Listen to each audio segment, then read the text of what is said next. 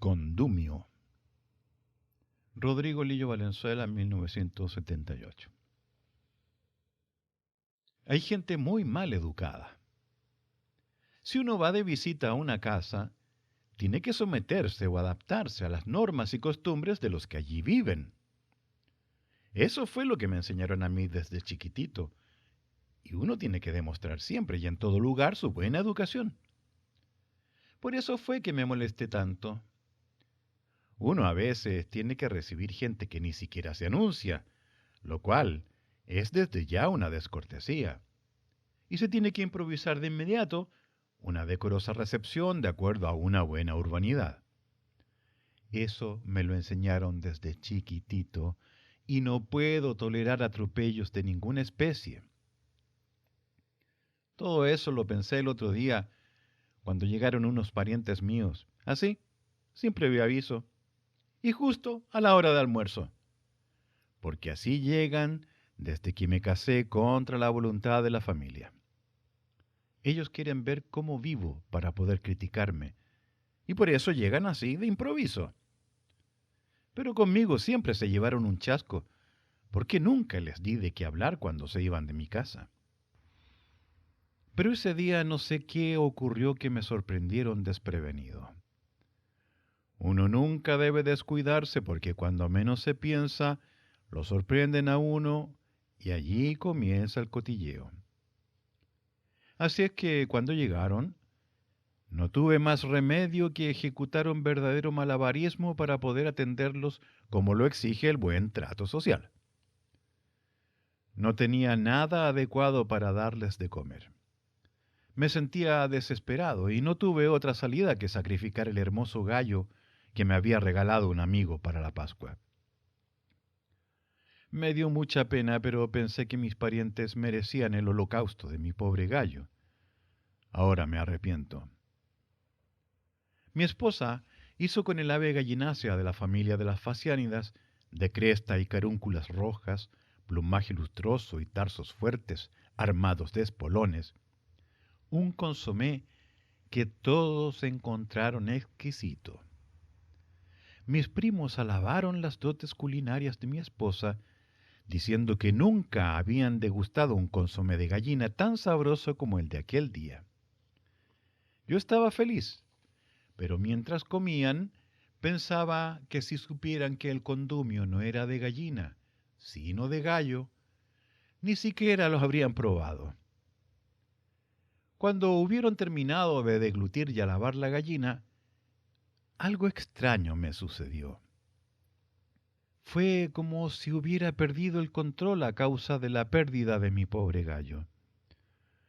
Lo cierto es que sin saber cómo y sin pensar en la reacción de mis parientes, así de improviso, les espeté que el pisco labis era de gallo y no de gallina como ellos pensaban. Me miraron con la boca abierta para verme mejor. No dijeron nada por unos instantes hasta que mi tía Graciela se puso a vomitar. Allí, delante de todos, sin ninguna consideración por los demás.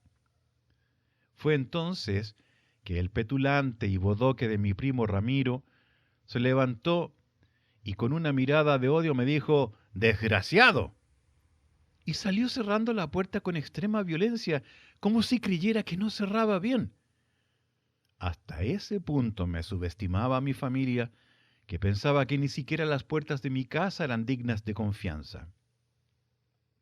Mientras tanto, Benedicto ayudaba a mi tía y yo, confundido, trataba de que me dijeran qué era lo que pasaba. No entendía nada y mi mujer gimoteaba como una plañidera.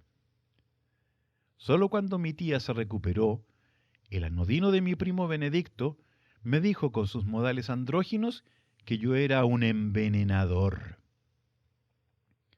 Ante tal astracanada yo me enojé de veras.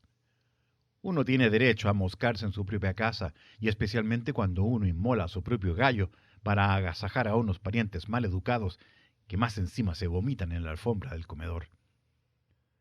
Así es que cuando iban saliendo de mi casa, les arrojé una catilinaria donde lo menos que les dije fue que eran unos bolseros, unos sinvergüenzas y malagradecidos, y que yo no estaba dispuesto a tolerar atropellos en mi propia casa. Yo siempre fui muy considerado en casa de mis parientes, porque mi papá y mi mamá me enseñaron desde chiquitito que cuando uno iba de visita a una casa, era de buena educación encontrar todo rico, aunque fuera caca lo que me dieran de comer. Porque cuando uno va de visita a otra casa, tiene que someterse o adaptarse a las normas y costumbres de los que allí viven.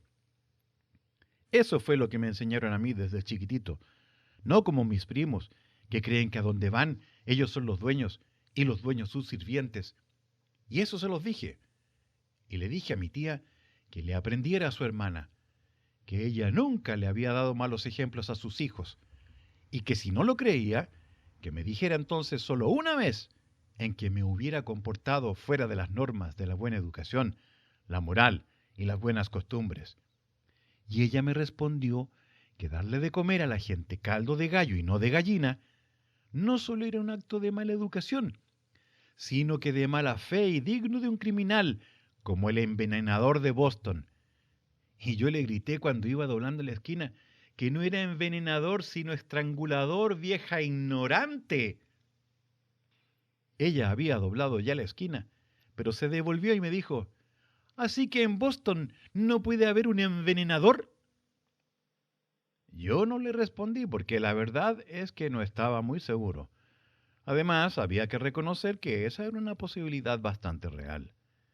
Sin embargo, rechacé el ejemplo, porque si había un envenenador en Boston, este no era tan popular como el estrangulador, y por lo tanto, no podía ser tomado como modelo o paradigma probatorio de aquella afirmación vertida acerca de mi actitud.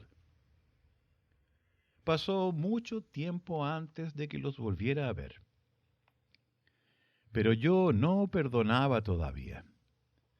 Me acordaba muy bien de que había sido afrentado en mi propia casa. Hablaron de mí hasta por los codos, como se dice vulgarmente.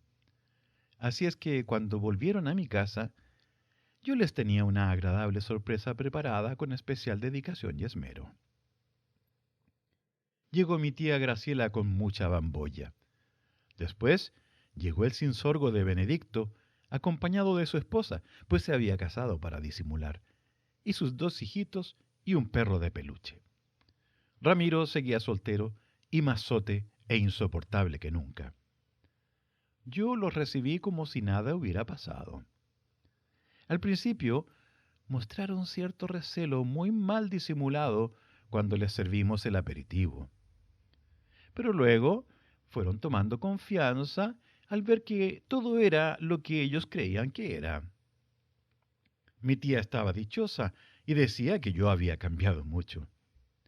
Servimos la entrada, ensalada de lechuga con langostinos y palta mayo finamente decorada. La ingurgitaron con gusto. Llegamos al plato de fondo, que era asado al estilo de Bernier, cuyos ingredientes para 6 personas son 1 kilo de asado, 4 cucharadas de aceite, una cebolla grande, 2 vasos de vino blanco, 100 gramos de crema fresca y 75 gramos de queso Roquefort.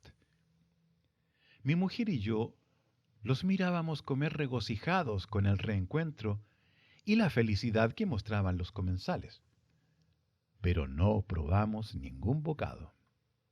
Todo salió a la perfección. Mi mujer actuó de maravillas y por fin pudo conquistar el afecto y la confianza que mis parientes siempre le habían negado por el simple hecho de ser apenas 15 años mayor que yo. Durante el café mis primos elogiaron el banquete que les habíamos ofrecido y afirmaron que todo había estado como salido de un cuento de las 1001 noches y que se consideraban desagraviados. Yo estaba satisfecho. Había logrado por fin mi sueño tan largamente acariciado en las sombras de la noche. Uno de mis sobrinitos se acercó a mí a pedirme más postre, y entonces Benedicto preguntó con sus andróginos modales, ¿de qué era el postre? Estaba realmente delicioso y tenía un sabor como exótico, fíjate. Mi tía también quiso saber, y mi mujer respondió que el postre se llamaba pastel libanés. ¿Y cómo se hace?, insistió mi tía. Mi mujer se lució. Los ingredientes son masa de tarta. Mi tía sacó una libreta y un lápiz. 100 gramos de almendras molidas, 100 gramos de nueces, 100 gramos de pasas, 100 gramos de azúcar flor, 2 cucharaditas soperas de ron, 2 cucharadas soperas de vino blanco, una pizca de canela y 6 cucharadas de gelatina de frambuesa ya preparada. Entonces interrumpió el chirle de Benedicto. ¿No decía yo que era un postre exótico? Yo intervine y dije con toda naturalidad que lo exótico eran los 100 gramos de arsénico que les habíamos agregado. Sonrieron con mi chiste hasta que mi tía, que quería saber cómo se preparaba el pastel, se comenzó a retorcer en el sofá. Pronto estuvieron todos tirados en el suelo, retorciéndose como gusanos con tercianas.